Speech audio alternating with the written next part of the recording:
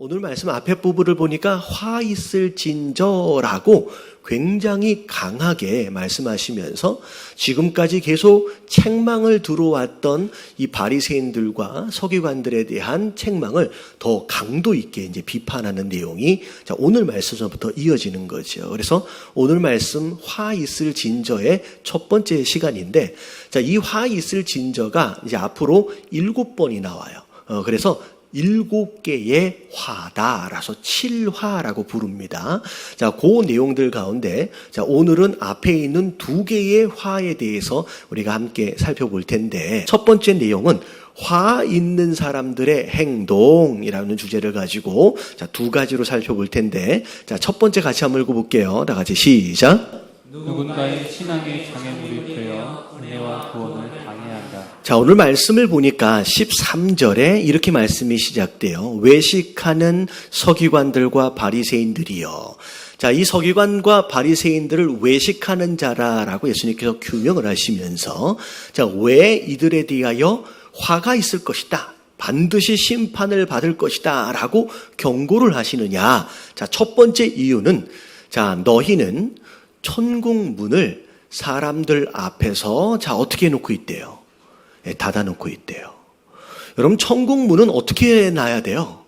열어놔야죠. 열어가서 모든 사람이 다 들어갈 수 있게끔 도와줘야 되는데, 특별히 이 외식하는 이들, 이 종교인들은 문을 닫아놓고서 심지어 자기도 들어가지 않고 들어가고 싶어 하는 사람들로 하여금 들어가지도 못하도록 방해하는 장애물과 같은 일들을 하고 있다는 거죠. 그래서 하나님이 이들을 향하여서 지금 반드시 심판이 있을 것이다 라고 굉장히 강력하게 경고를 하고 계신다라는 거죠. 사실 우리가 2주에 거쳐서 과연 이 외식하는 자들이 무슨 짓들을 하고 다니는 사람들이었는지에 대해서 굉장히 자세하게 살펴봤어요. 우리가 좀 잘 알아야 될 게 뭐냐면, 교회 안에 이런 리더십들을 굉장히 조심해야 됩니다. 특별히 근데 우리 성도 되어진 자들이 조심해야 될 것들 가운데 하나가 뭐냐면 이단에 대한 내용들이에요. 제가 일부 예배도 좀 말씀을 드렸지만, 얼마 전에 한 3, 4주 전에 저를 누군가가 찾아왔어요. 그러면서 제가 거기서 왔습니다. 예전에는 숨어서 이야기를 했는데 이제는 제가 거기서 왔습니다 라고 아주 환한 얼굴로 저를 만나겠대요. 근데 제가 그 모습을 보면서 굉장히 마음이 아팠던 게 뭐냐면, 여러분, 밑에서 따르고 있는 분들은 그게 정말로 지옥 가는 길인지를 몰라요. 그게 진리인 줄 알고 믿는 거예요. 그러니까 교회 와서도 아주 환하게 웃으면서 소위 말하면 전도를 하고 있는 거예요, 교회를. 여러분, 따르고 있는 자들은 여러분 모르고 따라요. 근데 여러분, 저 위에 있는 사람들은 다 알 거예요. 자기가 지금 거짓말하고 있고, 자기가 지금 사기를 치고 있고, 자기가 그것으로 말미암아 어마어마한 지정을 축적하고 있는 거지 자기는 다 알 거예요. 근데 밑에 따르고 있는 사람들이 좀 다 속고 있는 거예요. 여러분, 절대 그 부류에 속아 넘어가지 마시길 주님의 이름으로 축원합니다. 근데 2번째가 더 큰 문제예요. 다 2번째. 2번 같이 한번 읽어볼게요. 시작. 방향이 잘못된 자들의 열심은 오히려 재앙이 된다. 이게 무슨 뜻이냐? 오늘 15절 말씀을 보니까 화 있을 진저, 외식하는 서기관들과 바리새인들이여, 너희는 교인 한 사람을 얻기 위해서 어딜 다닌대요? 여러분, 바다와 육지를 두루 다닌대요. 여러분, 이게 굉장히 충격적인 이야기예요. 한 사람의 교인을 얻기 위해서 이 사람들이 얼마나 열심을 내는지를 우리가 알아야 돼요. 심지어 그렇게 해놓고선 다 어디로 보내요? 지옥으로 보내요. 지옥으로 보내는 일들에 여러분, 이단들이 얼마나 열심을 내는지 여러분들 우리가 알아야 되는 줄로 믿습니다. 여러분들 그 앞에 말씀드렸던 이제 거기 있잖아요. 이단. 아직도 한 분도 안 나가시는 것 보니까 여기는 없는 것 같은데, 여러분 그런 거예요. 여러분, 이분들이 얼마나 열심을 내는지를 우리가 알아야 돼요.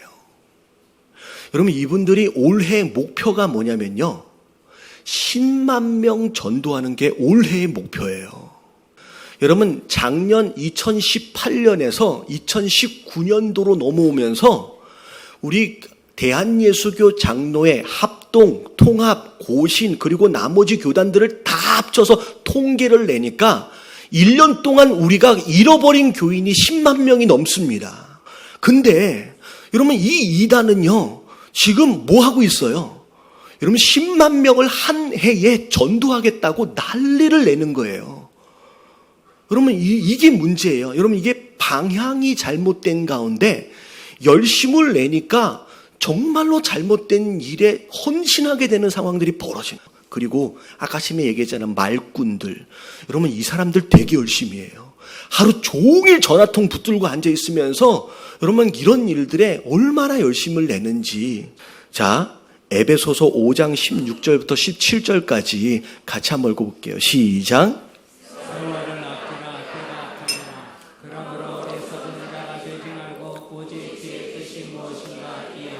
자, 세월을 아끼라는 이 표현은 근면하고 성실하고 열심히 살란 얘기가 아닙니다. 잘 들으셔야 돼요. 세월을 아끼라, 시간을 아끼란 얘기는 근면하고 성실하게 열심히 살란 얘기가 아니에요. 뒤에 말씀을 보면 때가 악하대요. 때가 악하대요. 그래서 17절 그러므로 어리석은 자가 되지 말고 오직 무엇을 분별해요? 주의 뜻이 무엇인지를 이해하래요. 다시 말하면 무엇인가를 열심히 하려고 하기 전에 내가 이게 제대로 방향이 맞았는지, 이게 정말로 하나님이 기뻐하시는 일인지 방향을 먼저 점검해야지 잘못된 방향으로 열심히 달려가면 어떻게 돼요? 여러분 이게 교회 안의 재앙이고 가정 안의 재앙이 되는 거예요. 이런 방향이 잘못되어지고 하나님의 뜻이 뭔지를 모르는 상황 가운데 달려가기 시작하면 내가 더 열심을 내는 것만큼 문제가 생기고 어려움이 생긴다라는 거예요. 그래서 여러분 무엇인가를 열심히 막 하려 하기 전에 막 마음 가운데 올라오잖아요. 막 이건 반드시 해야 되겠다라고 막 뭐가 올라오기 전에 기도하세요. 이게 정말로 하나님이 원하시는 건지, 이게 진짜 하나님의 뜻인지 방향을 먼저 분별하시고 여러분 그 다음에 달려갈 수 있는 저와 여러분들 되시길 주님의 이름으로 축원합니다. 그래서 자, 첫 번째가 화 있는 자들의 모습이에요. 여러분 이 모습은 절대 따라해서도 여러분 흉내내서도 안 돼요. 여러분 반드시 심판을 받게 될 것입니다. 근데 자, 중요한 건 여기서부터요. 제가 화 있을 진저라고 하는 이 표현을 굉장히 묵상을 하다가 반대로 과연 화 있을 진저에 반대되어지는 개념의 표현이 뭐가 있을까라고 고민을 하다가 여러분 딱 적당한 표현이 생각이 났어요. 어떤 표현일 것 같아요? 복 있는 사람은 이라는 표현이 있어요. 여러분 우리 신앙생활을 잘 알아야 돼요. 우리는 심판받지 않기 위해서 신앙생활하는 사람들이 아니에요. 거꾸로 얘기하면 지옥 가지 않기 위해서 교회 다니는 사람들이 아니란 얘기예요. 여러분 화 있을 진저의 사람이 아닌 거꾸로 여러분 복 있는 사람의 삶이 되시길 주님의 이름으로 축원합니다. 여러분 복 받아야 돼요 우리가. 그러면 여러분 오늘 앞에 나와 있는 이 두 가지 내용, 우리가 정말 따라해서는 안 되는 이 종교인들의 이런 모습을 거꾸로 뒤집어 보면 우리가 복받는 자의 삶이 어떠해야 되는지에 대한 방향성이 나와요. 자, 앞에 뭐라 그랬어요? 은혜 받는 거, 구원 받는 거 막 방해해요. 장애물의 역할을 해요. 여러분 그러면 안 되죠. 근데 그런 일에 막 열심을 내요. 여러분 그것에 반대되어지는 것이 무엇인지를 잠깐 살펴보도록 하겠습니다. 자, 첫 번째. 자, 교회 안에서라고 한다면 다 같이 한번 읽어볼게요. 시작. 서로가 함께 은혜 받는 것을 도와준다. 네. 여러분 교회 안에서라고 한다면 여러분 어떻게 해서든 내 옆에 있는 사람이 은혜 받을 수 있도록 도와주는 사람 되어지시길 주님의 이름으로 축원합니다. 예배 가운데 은혜 받도록, 여러분 어떻게 모임 가운데 은혜 받도록, 우리의 교회에 와가지고 예수님 만나고 하나님 만나고 은혜 받도록, 성령 충만 받도록 도와주고 권면하는 자의 역할을 해야지 그게 복 있는 자의 모습이라는 거예요. 그래서 빌립보서 2장 1절부터 5절까지 말씀을 보면 자, 우리가 신앙생활을 교회 안에서 어떻게 해야 되는지에 대한 내용을 굉장히 다 간략하게 설명하고 있어요. 자, 1절 읽어봅니다. 시작. 그러므로 그리스도 안에 무슨 권면이나 사랑의 무슨 위로나 성령의 무슨 교제나 긍휼이나 자비가 있거든. 자, 교회 안에 있어야 할 5가지. 권면과 위로와 교제와 긍휼과 자비예요. 자, 이게 우리가 서로 함께 나눠줘야 돼요. 좋은 모임이 있고 좋은 예배가 있으면 같이 가자라고 함께 권면해주고, 좋은 봉사가 있으면 같이 한번 해보자라고 권면해주고, 주변에 어려워서 힘들어서 눈물 흘리는 사람이 있으면 무슨 일이야 라고 손잡고 기도해주며 위로해주고, 여러분 이게 진짜 교회의 모습인 줄로 믿습니다. 여러분 이렇게 하심으로 말미암아 옆에 있는 사람이 함께 은혜를 받도록 도와주는 거예요. 그리고 2절과 3절 같이 한번 읽어볼게요. 다 같이 시작. 마음을 같이하여 같은 사랑을 가지고 뜻을 합하며 한 마음을 품어 아무 일이든지 다툼이나 허영으로 하지 말고 오직 겸손한 마음으로 각각 자기보다 남을 낮게 여기고. 자, 옆에 계신 분들에게 인사 좀 해주세요. 제발 싸우지 마십시다. 네. 여러분 싸움의 상대가 우리끼리가 아니잖아요. 누구랑 싸워야 돼요? 그럼 사단 마귀하고 싸우는데 왜 우리끼리 싸우면서 진을 빼냐는 거예요. 오늘 처음 오셨는데 갑자기 이런 얘기를 하니까 이 교회는 되게 문제가 많은 교회인 거구나. 그렇지 않습니다. 그렇지 않아요. 오늘 말씀이 하필이면 이 부분이라서 제가 이렇게 전하는 거지. 우리 교회 좋은 교회예요. 아니, 왜 동의를 잘 해주셔야 되네. 이런 얘기를 하면 새로 오신 분들은 이 교회가 문제가 많나? 그렇진 않아요. 우리 교회 좋은 교회입니다. 그럼에도 불구하고 우리가 아직 다듬어지지 않는 가운데 연약함이 있어서 우리가 수정하고 보완할 일들이 있는 거예요. 그래서 우리가 이런 모습이 없어야 돼요. 다투고 허영으로 교만해지는 이런 모습들은 없어야 하고, 자 4절을 보니까 각각 자기 일을 돌볼 뿐더러 내게 맡겨주신 일들에 최선을 다하고 책임을 다해요. 그 다음에 남을 어떻게 해야 돼요? 그 다음에 각각 다른 사람의 일을 돌보라. 누군가가 어떤 일을 맡았어요. 근데 생각보다 잘 못할 때가 있어요, 없어요? 여러분 있으면 여러분 혼내지 마세요. 여러분 교회 안에서는 여러분 혼내면 안 돼요. 왜냐하면 솔직히 우리가 먹고 살기도 힘들어요. 여러분 세상 속에서 살아가는 것도 여러분 이리 치우고 저리 치여가지고 얼마나 스트레스 받고 얼마나 힘든데, 여러분 교회 안에서 왜 혼을 들어야 합니까? 여러분 교회 안에서는요 뭘 잘 못해도 뭐 해주래요? 못하는 게 있고 부족한 게 있으면 가서 도와주라고 얘기하시는 거예요. 여러분 절대 서로 혼내고 여러분 비판하지 마시길 주님의 이름으로 축원합니다. 그래서 교회 안에서의 모든 봉사는 즐거워야 돼. 이게 스트레스가 돼서 또 다른 짐이 돼서 내가 이걸 언제까지 해야 되지? 그런 마음이 아니라 내가 어떤 봉사를 하면서 막 기뻐야 돼요. 내가 계속 하고 싶고, 내가 못하더라도 계속 칭찬해주고 격려해주고, 여러분 그게 교회 안에서의 모습인 줄로 믿습니다.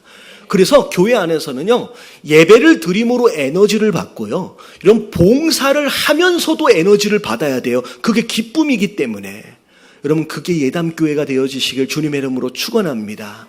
그러면 나의 기쁨을 충만하게 하래요.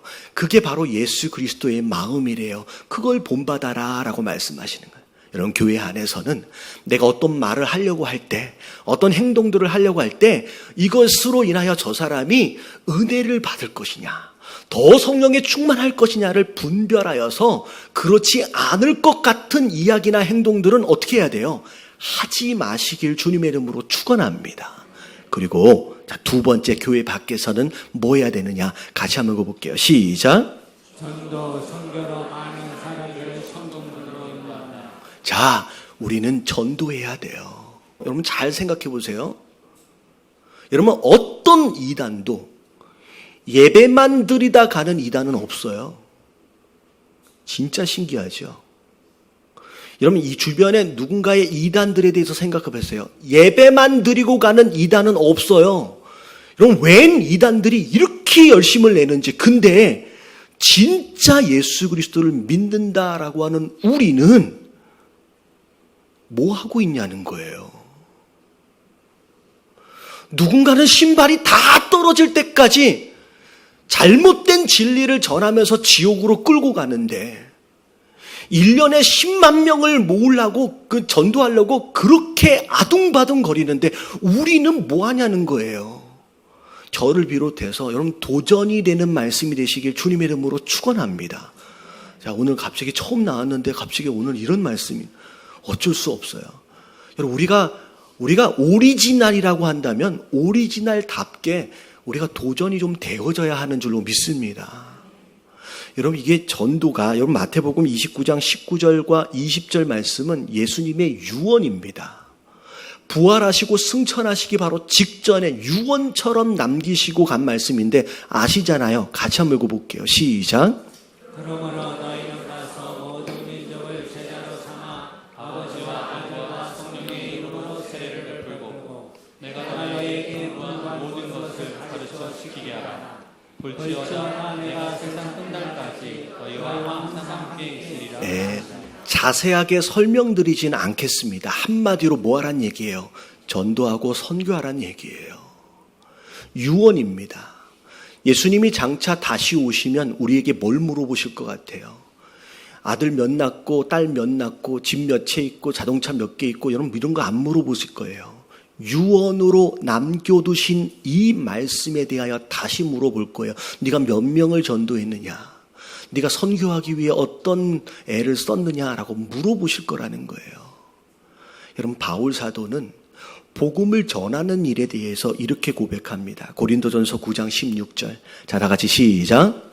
내가 복음을 전할지라도 자랑 것이 없으면 내가 부족을 할리니라. 만일 복음을 전하지 아니하면 내게 화가 있을 것이다. 예, 그렇게 많이 복음을 전하면서 다니는데 난 자랑할 수가 없대요. 왜냐하면 이건 내가 당연히 해야 할 일이기 때문에 자랑할 일이 아니래요. 그러면서 뭐라 그래요? 만일 복음을 전하지 않으면 자 어떻게 한대요? 내게 화가 있으리라. 여러분 화가 앞에 뭐라고 말씀을 드렸어요? 여러분 심판이에요. 자, 이 말씀을 가지고 제가 협박을 하는 건 아닙니다. 전도 안 한다고 선교 안 한다고 심판이 있을 것입니다 라고 협박하는 건 아니고요. 자, 화가 있다라고 하는 뜻이 진짜 무슨 뜻일까? 여러분 잘 들으셔야 돼요. 전도하지 않는 자는 여러분 영적으로 성장하지 못할 뿐만 아니라 금방 병들어 갑니다. 반대로 전도를 계속 하고 있는 사람은 영적으로 성장할 뿐만 아니라 건강이 계속 유지되어져 가요. 전도와 영적 건강은 함께 연결되어져 있어요.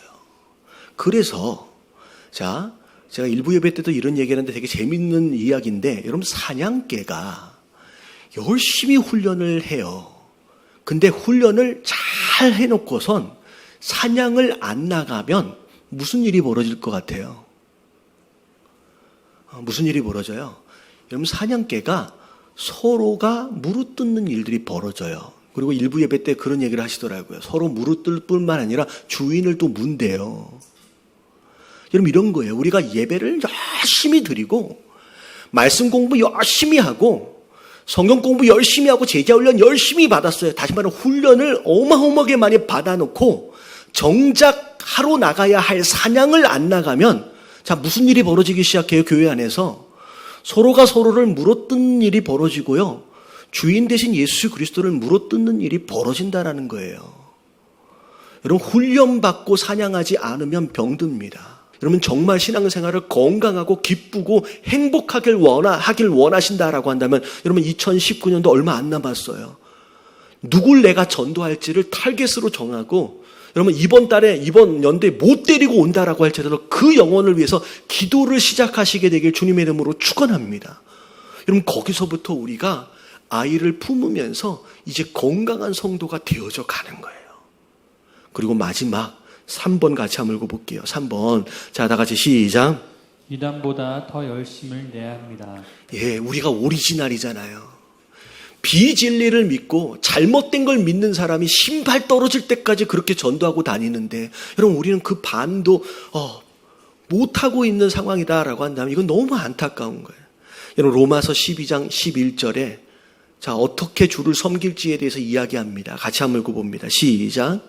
부지런하여 게으르지 말고 열심을 품고 주를 섬기라. 이왕 예수님을 섬길 바에는 여러분 게을러지면 안 돼요. 부지런히 여러분 열심을 내시고, 여러분 바울 사도가 얼마나 열심을 냈는지 고린도후서 11장 2절 말씀에 보면 자기의 열심을, 누구의 열심을 닮아가려고 애쓴다라고 얘기를 하냐면 내가 하나님의 열심으로 너희를 위하여 열심을 낸대요. 여러분 하나님이요 게으름 피우면서 가만히 계시는 분이 아니에요. 오늘도 누군가의 구원을 위해서 오늘도 일하고 계시는 분이에요. 그 하나님의 열심을 닮아서 나도 열심히 일하는데 내가 정말로 해야 할 일이 뭔지 세 번째 줄부터 보면 내가 거기 읽어볼게요. 시작. 내가 너희를 정결한 처녀로 한 남편인 그리스도께 드리려고 중매하매로다. 굉장히 어려운 표현이지만 이런 내용이에요. 천국문을 딱 열어놓고 어떻게 해서든 더 많은 사람들이 이 천국문에 들어갈 수 있도록을 위해서 애를 쓰는 거예요. 여러분 이런 일에 열심을 내면 낼수록 여러분 우리가 건강해집니다. 자 오늘 말씀은 어찌 보면 조금 도전적이고 쉽지 않은 말씀이 있을 것 같아요. 근데 마지막으로 정리하면서 한마디만 더 할게요. 자, 화 있는 사람이 있어요. 여러분 이런 사람들은 속아서 잘못된 방향을 향하여 열심히 달려가요. 그래 결국 끝에는 뭐가 있어요? 멸망이에요. 지옥이에요. 근데 복 있는 사람은 방금 얘기한 것처럼 진짜 열매 되어질 만한 것들을 위하여 정말로 중요한 일에 삶을 집중합니다. 그리고 열심을 내요. 그리고 거기에서 기쁨을 누리고 행복을 누려요. 근데 여러분 오늘 이 말씀이 내 안에 들어와서 이렇게 살아야 하겠구나 라고 느껴지시는 분은 복이 있는 사람입니다.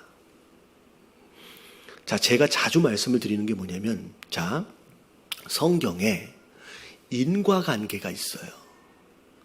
자, 많은 경우 복 받을 짓을 하면 복을 받는다. 이게 인과잖아요. 근데 성경 안에 분명히 그런 개념도 있어요. 복 받을 짓을 해야 복을 받는다라는 개념이 있습니다. 근데 성경 전체를 보면 여러분 인과관계가 바뀌어 있어요. 복 받을 짓을 해야 복을 받는 게 아니라 오히려 거꾸로 복을 받아야 복 받을 짓이 돼요. 이미 성경 전체에 깔려있는 영적 진리이며 원리예요. 하나님이 아담과 하와를 만드셨어요. 이 아담과 하와에게 사명을 주셨어요. 땅을 다스리래요. 생육하고 번성하래요. 근데 뭔가 일을 주시기 전에 아담과 하와에게 뭘 주시되? 복을 주시되가 먼저 시작이 돼요. 다시 말하면 이런 일도 저런 일도 해야 할 일들이 많이 있어요. 근데 그 일들을 잘 해내려면 먼저 뭘 받아야 돼요? 이런 복을 받아야 그 일을 할 수가 있어요. 복을 먼저 구해야 돼요. 그래야 복 받는 삶을 살아낼 수가 있어요. 여러분 오늘 말씀을 듣고 단지 화당하지 않을 만한 성도의 모습이 아닌 복 받을 자의 삶이 어떤 삶인지 여러분 영혼을 구원하고 서로 함께 은혜 받는 것을 도와주고 격려해주고 권면해주고 어떻게 해서든 그런 열매들이 맺어질 수 있도록을 위해서 열심을 낼 줄 아는 저와 여러분들 되시길 주님의 이름으로 축원합니다.